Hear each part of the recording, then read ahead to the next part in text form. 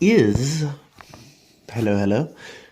Today's question is humor a god from the fifth dimension? Now, that sounds pretty crazy, doesn't it? But just think for a moment just how revolutionary humor is.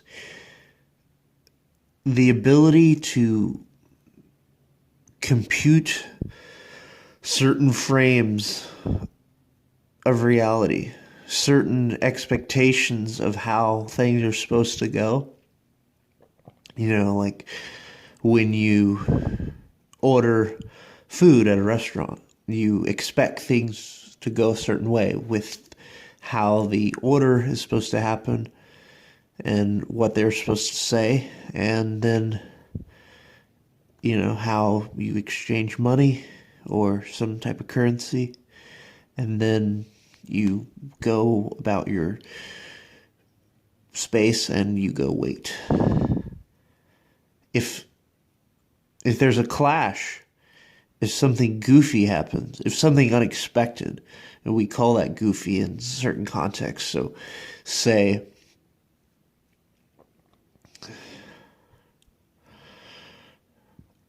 if the say you're ordering hamburgers at a fast food place, because that's what comes to mind.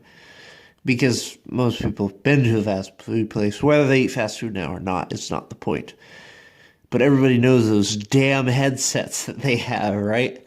If that fell off their face into some ketchup or a Frosty, it would be funny, because it's a clash of what you expect and the novelty of what happened.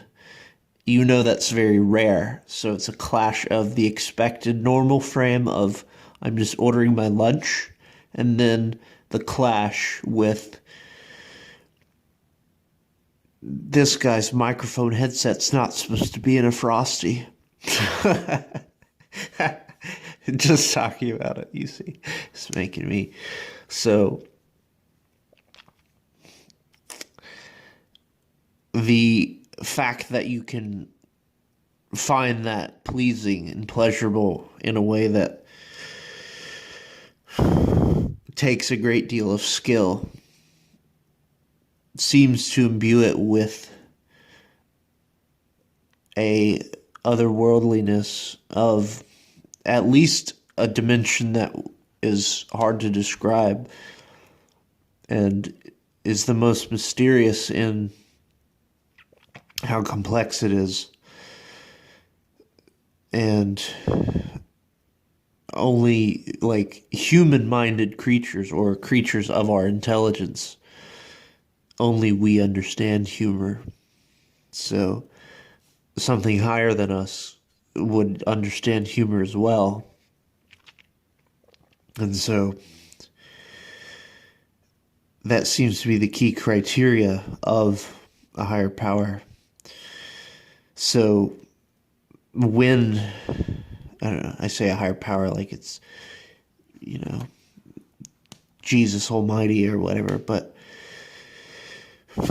it could just be the Gaian spirit of the earth as example.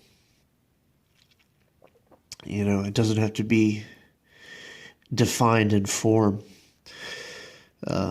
so much as like a personification. It can be more diffuse, and it probably prefers that. But Terence McKenna talks about how it makes you laugh. The mushroom makes you laugh, and how it tells you a story, and it moves you and shares all the things of a good literary work. Good literature will move you to different emotion states and make you laugh and make you ponder and make you cry and make you feel the triumph of the character. So when a experience is imbued with that, you have to wonder just how profound of an occurrence it happens to be when a seemingly another intelligence is interacting with us through humor. And it shows you just how deep humor is as a tool and ability to overcome trauma or whatever it takes in certain difficult situations, because it's, as I think Richard Grannon was talking about, that humor is like, it gives you the options of response, flexibility of response in a way that was previously hidden to you.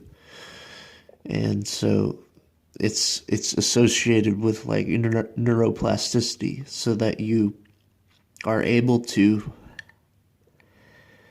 really flip here, so that you're able to really